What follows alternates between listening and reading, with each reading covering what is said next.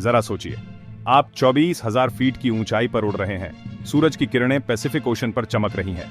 दिन बहुत खूबसूरत है। आप हिलो से होनोलुलु के छोटे से सफर पर हैं। अचानक एक बहरा कर देने वाली आवाज केबिन में गूंजती है। आपके ऊपर छत फट जाती है। नीला आसमान अचानक अफरा तफरी में बदल जाता है। 28 अप्रैल 1988 को अलोहा एयरलाइंस फ्लाइट 243 में सवार लोगों के लिए यही भयानक हकीकत थी। बोइंग 737 आसमान का एक शक्तिशाली विमान एक भयानक दुर्घटना का शिकार हो गया था। इसके ऊपरी भाग का एक बड़ा हिस्सा फटकर अलग हो गया। इससे विमान में एक बहुत बड़ा छेद हो गया। यात्री बहुत ऊंचाई पर उड़ान की क्रूर ताकतों के सामने बेबस थे। सामान और मलबा हवा में उड़कर बाहर चला गया। इसके बाद जो हुआ वह जिंदा रहने की एक बेताब जद्दोजहद थी, मानवीय साहस और चालक दल के कौशल का प्रमाण। 28 अप्रैल 1988 हवाई द्वीप पर किसी भी दूसरे दिन की तरह शुरू हुआ। सूरज क्षितिज पर धीरे धीरे उगा, हरे भरे परिदृश्यों और शांत पानी पर एक सुनहरा रंग बिखेरते हुए। द्वीप स्वर्ग के एक और दिन के लिए जाग रहे थे, गर्म हवाओं और साफ आसमान के वादे के साथ। अलोहा एयरलाइंस फ्लाइट 243 एक बोइंग 737-200 हाइलो इंटरनेशनल एयरपोर्ट से होनोलुलु इंटरनेशनल एयरपोर्ट के लिए एक छोटी उड़ान के लिए निर्धारित था। यह मार्ग एयरलाइन के लिए जाना पहचाना था, एक नियमित यात्रा जो द्वीपों को जोड़ती थी और लोगों को एक साथ लाती थी। यह एक नियमित उड़ान थी, एयरलाइन के लिए एक आम दिन, स्थानीय लोगों और पर्यटकों को द्वीपों के बीच ले जाती थी। यात्री आराम से विमान में सवार हुए। कुछ अपनी योजनाओं के बारे में उत्साह से बातें कर रहे थे, तो कुछ बस अपने गंतव्य तक पहुंचने के लिए उत्सुक थे। विमान में 89 यात्री और 6 चालक दल के सदस्य सवार थे। सभी एक सुचारू और शांत यात्रा की उम्मीद कर रहे थे। केबिन स्थानीय लोगों और हवाई की सुंदरता का पता लगाने के लिए उत्सुक पर्यटकों के मिश्रण से भरा था। कैप्टन रॉबर्ट शॉर्नस्टाइमर और फर्स्ट ऑफिसर मैडलिन मिमी टॉम्किंस, दोनों अनुभवी विमान चालक, विमान के संचालन में थे। उन्होंने इस मार्ग पर अनगिनत बार उड़ान भरी थी और इसे अपनी हथेली की तरह जानते थे। उन्हें क्या पता था कि यह सामान्य दिन जल्द ही उनके और बोर्ड पर सवार सभी लोगों के जीवन के लिए एक संघर्ष में बदल जाएगा। उनकी उड़ान की शांत दिनचर्या एक पल में चकनाचूर हो जाएगी। उड़ान बिना किसी रुकावट के उड़ान भरी, प्रशांत महासागर के ऊपर नीले आसमान से ऊपर चढ़ते हुए।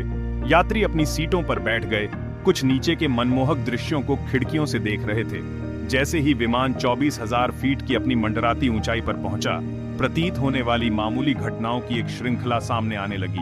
विमान हवा में आसानी से सरक गया, लेकिन छिपी हुई ताकतें काम पर थीं। ये घटनाएं चालक दल द्वारा ध्यान नहीं दी गईं, एक भयावह विफलता में परिणत होंगी जो विमानन इतिहास के पाठ्यक्रम को बदल देगी।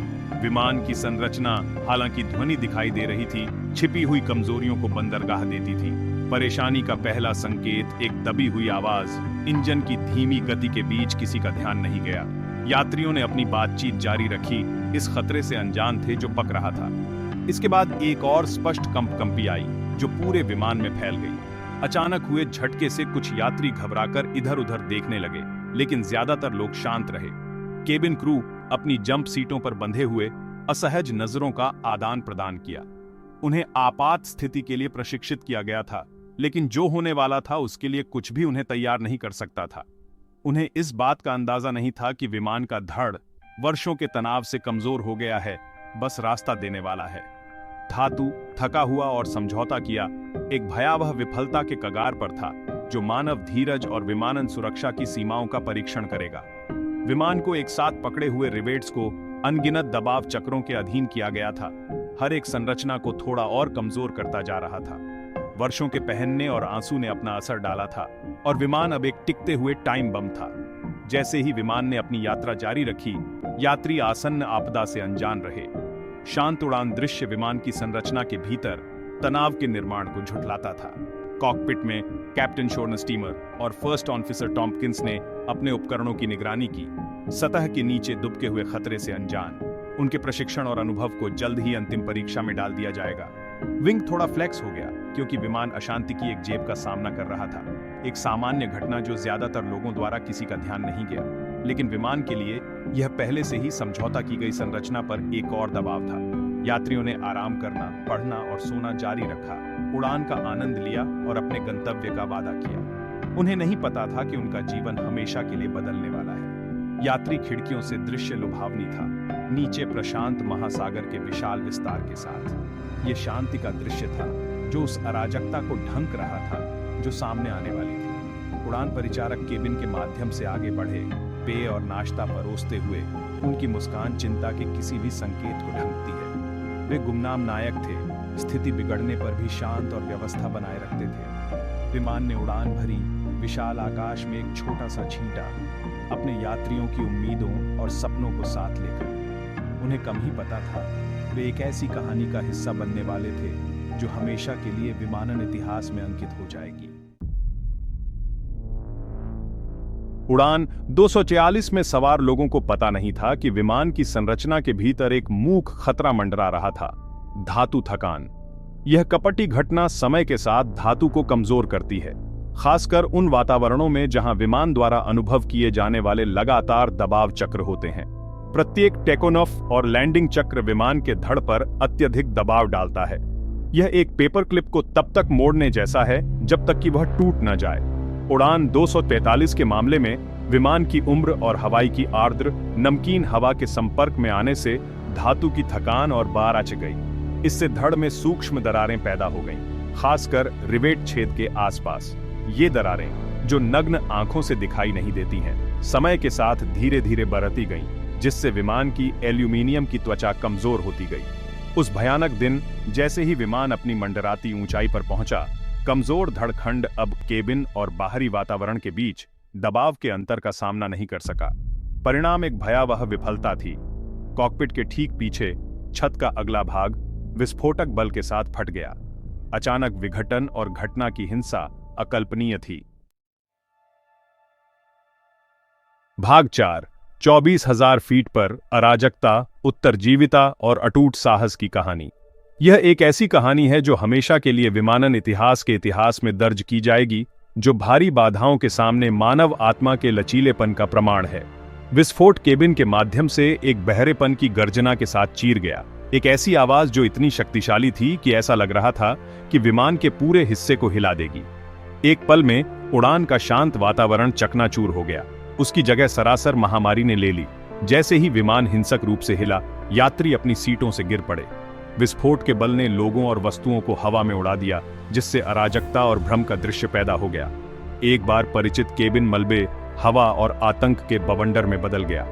ओवरहेड डिब्बे फट गए, उनकी सामग्री पहले से ही अराजक वातावरण में फैल गई, जिससे अव्यवस्था की भावना और बिया आचा गई। ऑक्सीजन मास्क छत से गिरे, अराजक वायु प्रवाह में बेकार लटक रहे थे। इस तरह की आपात स्थितियों में जीवन रेखा बनने के लिए अब वे भारी विघटन के खिलाफ अपनी अप्रभाविता में लगभग मजाक उड़ाते हुए लग रहे थे। विघटन का बल इतना ज्यादा था कि इसने flight attendant Clara Belsy B Lansing को उसकी जंप सीट से चीर दिया। यात्रियों के प्रति उनका समर्पण और सेवा अकल्पनीय आतंक के क्षण में समाप्त हो गई। उसे दुखद रूप से विमान से बाहर निकाल दिया गया, जो ऊंची ऊंचाई वाली उड़ान की खतरनाक प्रकृति और सुरक्षा और आपदा के बीच की पतली रेखा की याद दिलाता है। अराजकता के बीच जीवित रहने की प्रवृत्ति ने दस्तक दी। यात्री जीवित रहने की एक मौलिक आवश्यकता से प्रेरित होकर किसी भी चीज पर चिपके हुए थे। उनके दिमाग प्रियजनों के विचारों और जीने की इच्छा के साथ दौड़ रहे थे। यात्री अपनी सीटों से चिपके हुए थे, तेजी से कम होने के कारण उनके कान फट रहे थे। दबाव में अचानक बदलाव भटकाव वाला था, जो पहले से ही भय और भ्रम की भावना को अभिभूत कर रहा था। हवा की गर्जना और धातु की चीख ने हवा को भर दिया, अन्य सभी ध्वनियों को बाहर निकाल दिया। यह विनाश की भीषण गर्जना थी, आपदा की एक ऐसी सिम्फनी जो हमेशा के लिए चलती रही। सामान और मलबा केबिन के चारों ओर घूमता रहा, जिससे महामारी की भावना और भी अड़ियाच गई। एक बार व्यवस्थित वातावरण अब वस्तुओं और भावनाओं का एक अराजक बवंडर था। फिर भी अकल्पनीय आतंक के सामने भी साहस और निस्वार्थता की कहानियां सामने आने लगी। यात्री, जिनमें से कुछ पूरी तरह से अजनबी थे, संकट के बीच एकता का बंधन बनाते हुए एक दूसरे की मदद के लिए पहुंचे। यात्रियों ने एक दूसरे की मदद की, ढीली वस्तुओं को सुरक्षित किया और सदमे में उन लोगों को सांत्वना दी। दयालुता और बहादुरी के कार्य अंधेरे में चमकते थे, अन्यथा गंभीर स्थिति में आशा की किरण प्रदान करते थे। शेष उड़ान परिचारक अपने स्वयं के आतंक के बावजूद तबाह हुए केबिन के माध्यम से चले गए। उनके प्रशिक्षण और अपने कर्तव्य के प्रति समर्पण ने उन्हें आगे बढ़ाया। तब भी जब स्थिति तेजी से गंभीर होती जा रही थी, उन्होंने यात्रियों को शांत किया और उन्हें आपातकालीन लैंडिंग के लिए तैयार किया। उनके शांत आचरण और स्पष्ट निर्देशों ने घबराहट में उन लोगों के लिए एक जीवन रेखा प्रदान की जो उन्हें जीवित रहने की संभावना बढ़ाने के लिए आवश्यक कदम उठाने के माध्यम से मार्गदर्शन करते थे। ऐसी प्रतिकूलता का सामना करते हुए साहस और करुणा के लिए मानव आत्मा की क्षमता उज्जवल रूप से चमकती थी। अराजकता के बीच आशा की किरण। भाग 5। खंडहरों के बीच नियंत्रण के लिए चालक दल का वीरतापूर्ण संघर्ष। कॉकपिट में कैप्टन शोर्नस्टीमर और फर्स्ट ऑफिसर टॉम्पकिंस को नियंत्रण के लिए अपनी लड़ाई का सामना करना पड़ा। स्थिति गंभीर थी और हर सेकंड मायने रखता था। अचानक विघटन ने उन्हें प्रतिक्रिया करने के लिए बहुत कम समय दिया था और संरचनात्मक विफलता ने उनकी चुनौतियों को और बढ़ा दिया था। अचानक विघटन और संरचनात्मक विफलता ने विमान के उड़ान नियंत्रण प्रणालियों को गंभीर नुकसान पहुंचाया था। नियंत्रण कक्ष, जो कभी व्यवस्था और परिशुद्धता का प्रतीक था, अब चमकती रोशनी और चेतावनी संकेतों की एक अराजक सरणी थी। पायलटों को नियंत्रण की किसी भी झलक को खोजने के लिए अराजकता के माध्यम से छानबीन करनी पड़ी। कॉकपिट अब वह शांत और व्यवस्थित वातावरण नहीं था जो कभी था। कागजात और नियमावली इधर उधर बिखरे पड़े थे और एक बार बड़े करीने से व्यवस्थित उपकरण अब अव्यवस्था में थे। विमान को स्थिर करने का तरीका खोजने के लिए पायलटों को इस अराजकता से गुजरना पड़ा। अब यह अराजकता और विनाश का दृश्य था। संरचनात्मक विफलता ने धड़ में छेद कर दिए थे और हवा कॉकपिट के माध्यम से गरजती थी, जिससे संचार लगभग असंभव हो गया था। इस अभूतपूर्व स्थिति से गुजरने के लिए पायलटों को अपने प्रशिक्षण और प्रवृत्ति पर भरोसा करना पड़ा। चेतावनी रोशनी चमकती है, अलार्म बजते हैं और हवा की गर्जना सभी संचार को डूबने की धमकी देती है। शोर बहरा कर देने वाला था और पायलटों को सुनने के लिए चिल्लाना पड़ा। भारी संवेदी अधिभार के बावजूद वे अपने कार्य पर केंद्रित रहे। अराजकता के बावजूद पायलटों का प्रशिक्षण शुरू हो गया। वर्षों के कठोर प्रशिक्षण और अनगिनत घंटों के अनुकरण ने उन्हें इस क्षण के लिए तैयार किया था। वे जानते थे कि उनके बचने का एकमात्र मौका शांत और व्यवस्थित रहना है। उन्होंने सटीक और ध्यान के साथ काम किया, क्षति का आकलन किया और अपंग विमान पर नियंत्रण बनाए रखने के लिए संघर्ष किया।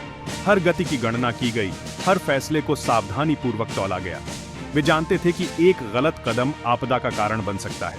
उनकी पहली प्राथमिकता हवाई यातायात नियंत्रण के साथ संचार स्थापित करना और आपातकाल की घोषणा करना था।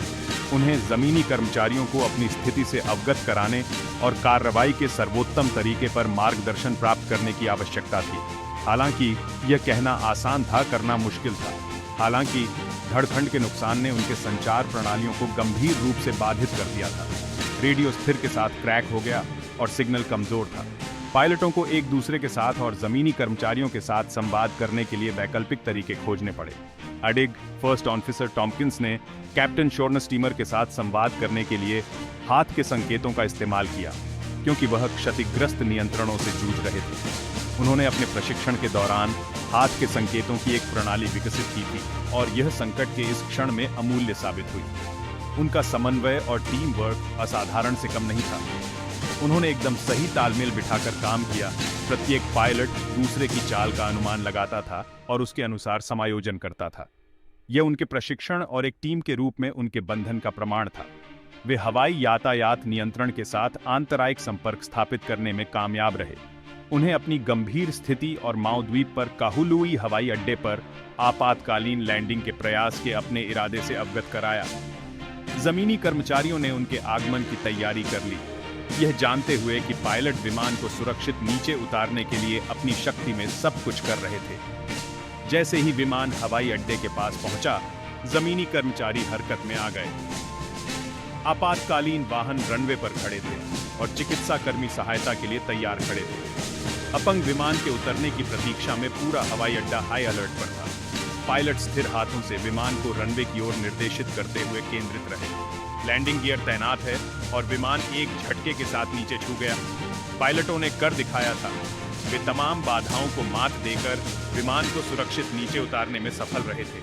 आपातकालीन प्रतिक्रिया दल की सहायता से यात्री जल्दी से विमान से बाहर निकल गए। नियंत्रण के लिए चालक दल के वीरतापूर्ण संघर्ष ने अनगिनत जीवन बचाए थे। अकल्पनीय प्रतिकूलता का सामना करने में उनकी बहादुरी और कौशल को आने वाले वर्षों तक याद रखा जाएगा।